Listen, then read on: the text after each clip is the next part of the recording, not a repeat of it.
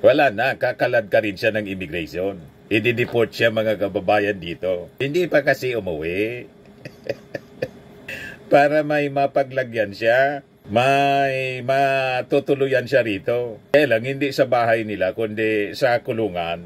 Wanted siya kasi mga kababayan. May warrant of arrest. Non-bailable yung kaso. Qualified trafficking. May relasyon doon sa Pogo operation dito sa ating bansa.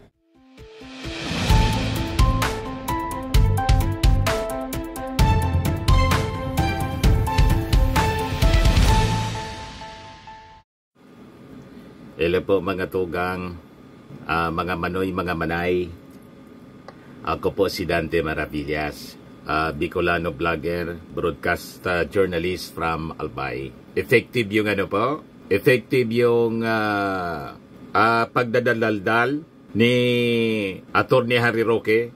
Laging naka-announce ang buhay. Gusto niya magdaldal ng magdaldal. Bakit niya Mr. Maravillas effective? Yung application po ni Atty. Harry Roque for asylum sa Netherlands, sabi ni DOJ Secretary Boying Rimulya, denied. Yan po, sabi rito sa balita ngayong hapon. Roque's asylum request in Netherlands denied, sabi ni Boying Rimulya. Kaya pala nakikita ko po, itong si Atty. Harry Roque, other than lalong nangayayat po, siguro wala nang mapuntahan, siyempre, naging palaboy na. Makatulog ka pa niya. Laging kasama si Marlica, laging nasa kwampo, laging nasa sasakyan, ikot ng ikot sa Europe, hindi malaman kung saan pupunta. Yan po si Harry Roque. Oh. Sabi niya, here is how we relax during a road trip. Nililibang na lang yung kanyang sarili sa pamamagitan ng pangangantyaw sa ating Pangulong Bongbong. Bangag! Bangag! Bangag! Bangag! Bangag! Bangag! Ngiwi! Ngiwi! Ngiwi! Ngiwi! Ngiwi! Ngiwi! Ngiwi! Ngiwi! Ngiwi! Butot! Butot! Butot! Butot! Butot! Butot! Ayan kasama si Marlica. Ayan po! Sa glacier, sa kotse, sa lahat ng bansa, ano yun?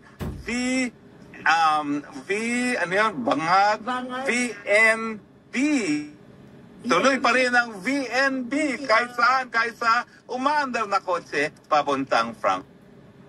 Nililibag na lang nila ni Marlica yung sarili niya sa sobrang stress mga kababayan. At ngayon, sige ang travel nila. Naging palaboy na po si Harry Roque. From cabinet secretary dati, ngayon, palaboy na lang. At pag na-cancel mga kababayan yung kanyang passport, ayan DOJ says waiting for cancellation of Roque's passport after reported asylum denial. Wala na, kakalad ka rin siya ng immigration. I-deport siya mga kababayan dito. Hindi pa kasi umuwi. Para may mapaglagyan siya, may matutuluyan siya rito. Kaya lang, hindi sa bahay nila, kundi sa kulungan. Wanted siya kasi mga kababayan. May warrant of arrest. Non-bailable yung kaso. Qualified trafficking. May relasyon doon sa Pogo operation dito sa ating bansa. Ito ngayon yung balita. Sabi rito, the latest update on Roque's whereabouts in status came after he continues to refuse to return to the country despite being the subject of an arrest warrant na pinag-issue ng korte doon sa Pampanga for qualified human trafficking. So sabi po ni Boying Rimulya, as far as I know niya, he was not granted asylum by the Netherlands. So he is in Germany, sabi ni Rimulya. Roque may then be extradited when the time comes. Namomoro na si Atty. Harry Roque. Malayong malayo mga kababayan sa dati niyang itsura. Ito yung dati niyang itsura. Yan na sa ngayon, parang hindi naliligo at hindi na makatulog. Grabe pangayayat po. Ito yung interview kay Boying Rimulya. Alam ko, hindi siya nabigyan ng asylum ng Netherlands. Kaya nasa Germany na ang pagbibigay nito kung sa pakasakali. But just the same, parang iintayin pa rin po ng DOJ na matapos. Basta ano yan, pwede naman file na extradition niya pagdating ng panahon. Pero baka hindi na kailangan kasi kakancel naman ang passport niya. Pag naging undocumented alien yan, ay pwede nang kunin ng Interpol. So sir, confirm po na sa Germany na siya ngayon na nag-a-apply? Ayun ang pagkakaalam ko, yung pagkasabi sa akin. But any update from DFA kung kailan po pa? Wala pa, kasi ang cancellation ng passport, nasa court yan eh. Hindi naman sa DFA. Hindi naman admin kasi may kaso na. So paano ba yun? Legal yung pwede siya magpalipat-lipat within an EU country? Sa EU kasi, basta may visa ka, open borders naman ang EU eh. Pero, ayan, pagka naging fugitive from justice, lalo-lalo na pag nawala na ng documentation, ay pwede na siyang habulin ng Interpol. Okay? Thank you. Ayan si Atty. Harry Roque. Wala kasing tigil, sabi nga natin mga kababayan, sa kakadaldal. Lahat ng mga plano niya sa buhay, lahat ng nangyayari sa kanyang buhay po, kinikwento sa social media. May application na niya ako sa asylum sa Netherlands. Ba't mo kasi kwininto? Hindi pa approve yung application, kwento ka ng kwento. Pero maganda. Maganda ang resulta ng kadaldalan mo. O diba? Kating-kating mga kababayan kasi ang lalamunan ni Atty. Harry Roque. Imbes na kakaiba ang pag-ugali. Habang wanted siya, araw-araw mga kababayan nag-live. At ngayon, ang kasama po si Maharlika na wanted na rin. Ngayon siguro palipat-lipat sila kung saan-saan nakakarating mga kababayan. And siguro tinatago na lang at pinapakain, ini-entertain, inaasikaso rin ng kanilang yung mga DDS na OFW. Yun ang mga pinupunta nila at nagsasagawa ng mga kung ano-anong pagtitipon. Nagtutulong-tulong na lang siguro. Siyempre, grabe ang gastos. Sabagay, nakaipon na rin siguro ng milyon-milyon itong si Atty. Harry Roque. Kaya nga may kaso siyang qualified human trafficking. Yan sabi ni Rimulya. But if he is a fugitive from justice, especially if he loses his documentation, Interpol can chase him. Nakatimbre na siya po sa Interpol. Malamang sa malamang, isang araw, poposasan siya ng Interpol tulad po ni Tebes. At dadalhin siya sa immigration for deportation po or extradition, mga kababayan na nakakadena din yung paa. Sasalubungin na lang mga kababayan ni NBI Director Jimmy Santiago or susunduin tulad ng ginawa mga kababayan ni Santiago kay Tebes. May hangganan po ang kasamaan. Hindi ko nga maintindihan kung bakit kailangan ni Atty. Harry Roque na wanted na siya, kailangan niyang mag-live ng mag-live para umatake ng umatake sa ating gobyerno. Ang dami na niyang problemang kinakaharap, nangingialam pa sa politika kasi pinagtatakpan niya mga kababayan yung kanyang kaso, nililihis niya tulad ni Sara Duterte. Pinalalabas, pinag-iinitan sila ng Marcos administration dahil sa politika. Pinapakalinaw po, tinagabol kayo ng batas kasi gumawa kayo ng labag sa batas. Yon ang napakalinaw. Yan The warrant was based on a qualified human trafficking case filed by DOJ against Roque and several others for their alleged involvement in the operations of Philippine Offshore Gaming Operator or POGO and alleged scam hub Lucky South 99 in Purac, Pampanga.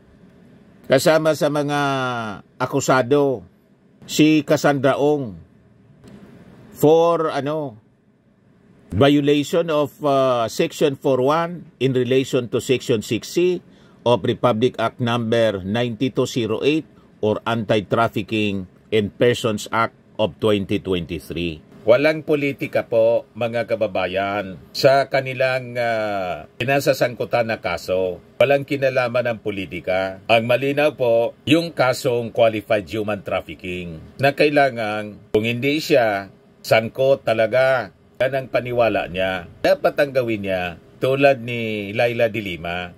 Nagpakulong, hinarap mga kababayan yung kaso, ngayon po, ML Party List Representative na, balik Kongreso. Di ba? Ganun lang po. Yung palusot ni Atty. Harry Roque, abogado man lang anya ako ng Lucky 9. Sabi ng DOJ, yung partisipasyon anya ni Roque was not just limited to being a lawyer for Whirlwind Corporation, the company which leased land to Lucky South 99, but was also the representative of the Pogo. Hindi umubra po yung mga palusot ni Atty. Harry Roque. Kaya nga, investigasyon pa lang na ginawa ng Quadcom, tumakas na si Atty. Harry Roque. Pero agad-agad na sumagot si Atty. Harry Roque. Strike to ka na niya. Yan Harry Roque, Boying Rimulya. Strike to ka na sa usapang Marites. Ibig sabihin, mga kababayan, yung pinalabas na statement ni Boyeng Rimulya, hindi man totoo na denied yung kanyang asylum application sa Netherlands. Marites lang daw yung source. Yung man lagi po, mga kababayan, yung sinasabi ni Roque. Sabi dito, in a statement, Roque said, I am not surprised that the Marcos Jr. administration through the Department of Justice has become the purveyor of fake news. Binaligtad pa, sila yung pabrika ng fake news, mga napakasinungaling. Yung video nga po, pulburon video siya, yung nagpakalat noon with Maharlika. So yung mga gawain nila mga kababayan, ibinabalik sa ating mga officials. Wala man maniwala sa kanila, kundi sila lang. Kasi sanay sila pagdating sa fake news at kasinungalingan. Mismong kasinungalingan nila, pinaniniwalaan nila. Yan ang abilidad, mga kababayan ng kampo ng mga Duterte. And sabi niya rito, he continued, strike to na ang DOJ Secretary. Una, sinabi niya, mayroon daw akong multiple passports. Ngayon, denied asylum. Ano to? Nakalap ang impormasyon sa usapang Marites. Roque clarified that his recent trip to Germany was a pre-planned activity which was undertaken with blogger Maharlika upon the invitation of the Filipino community there, where he administered the oath-taking of proud members of the Hakbang ng Maisog, Germany. Pabalik na niya ako sa Netherlands. Roque also taunted the administration saying Marcos Jr. does not need billions of pesos of confidential funds and intelligence funds to track my location. Just check my Facebook account. It is all there. Sa totoo lang, sabi ni General Torre, monitored niya kung saan yung mga pinagpupuntahan ninyo. Wait ka lang. May tamang panahon. Tulad ng nangyari kay Tebes, tulad ng nangyari kay Digong. At saka, ituloy mo lang yung kadaldalan mo. Araw-araw, i-enjoy mo ang pang-alas ka. Di ba? Habang nasa labas ka pa. Kasi, pag nasilo ka ng Interpol at tinunover dito sa ating gobyerno, malamang tulad ng nangyari kay Tebes, umiyak sa kanyang nanay. Sa harap ng kanyang nanay. Umiyak. Yan malamang ang mangyayari sa iyo, Atty. Harry Roque. Kaya isagad mo pa. Isagad mo ng todo, yung pangangantsaw mo. Di ba? Naging isip bata na po. Bangag! Bangag! Ngiwi!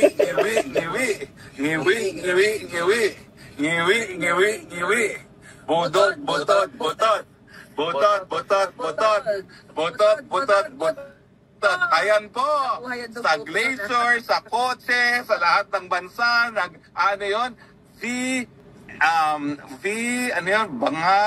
VNB. Tuloy pa rin ang VNB kahit saan, kaysa umaandar na kotse papuntang Frank. Naging abnormal po. Naging isip bata. Naintindihan natin dahil siguro sa grabing stress. Imagine wala ka nang matirhan na bansa at araw-araw nasa biyahe. Talagang stressful. Nakakabaliw ang ganong uri ng buhay. Lalo't napakasarap ng buhay nila Napakasarap ng buhay niya. Ang nandito pa siya sa Pilipinas with yung asawa niya. Ngayon, parehas mga kababayan nagtatago. You see, pugante, pinaganap ng batas.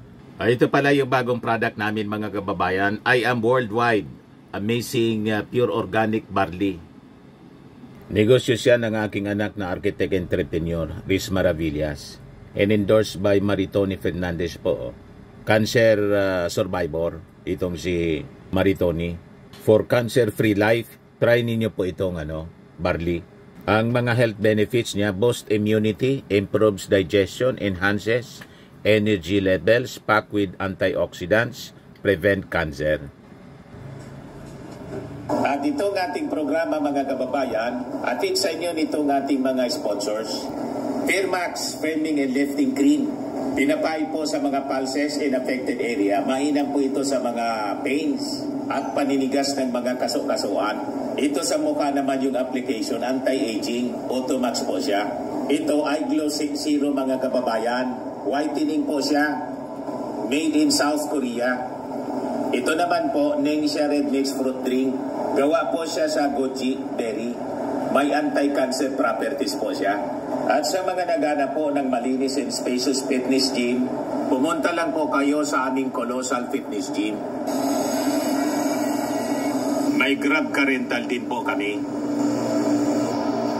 At bills payment po sa aming office. At saka sa mga mahilig po sa mga imported bags, manood po kayo sa live selling ni Madam Aileen Rosales sa kanyang Aileen Closet po. Pati mga shoes, ito yung kanya po. Ito yung kanyang page. Kita ninyo, napakagandang mga online selling po siya. Si Madam Aileen Rosales. At cellphone number niya po, 773-798-7816. Ito naman po yung bago naming product na binibenta online. I Glow Serum, whitening po siya. Tingnan ninyo yung epekto sa aking anak na architect before and now. Yung mga inquiries po ninyo, dumiretso na lang kayo sa kanyang Facebook account, Riz Maravillas.